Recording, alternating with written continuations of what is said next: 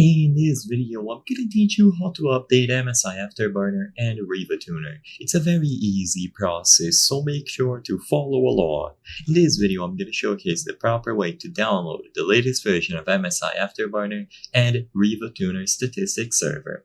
So, to start, make sure that you close both applications. So if they are still running in the background in any way, shape, or form, close them down. You can also go into the task manager to double check.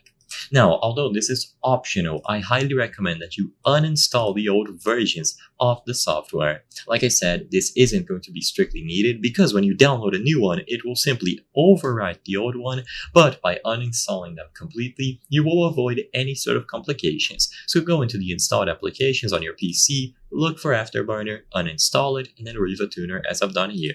Once you notice that nothing pops up on the search, you are ready to download them. So choose between the final version or the beta. It doesn't really matter which one you pick. Most people like the final version because it is essentially confirmed to be stable, but you can try out betas if you want the latest features available. Let this download, open it up, and then run the executable file. There's no secret to this, and you should do the exact same thing with RivaTuner. One thing to note is that you should always download from the official websites. So trusted websites like Guru 3D and the MSI website. As you can see, they even have a warning.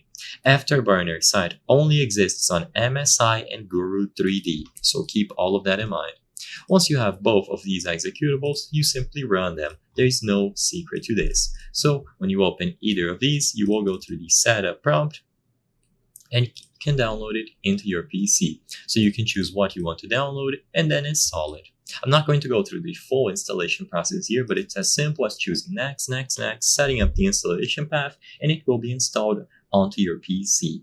I hope I was able to help you on how to update MSI Afterburner and RivaTuner. If this video helped you, please be sure to leave a like and subscribe for more very easy tips. Thank you for watching.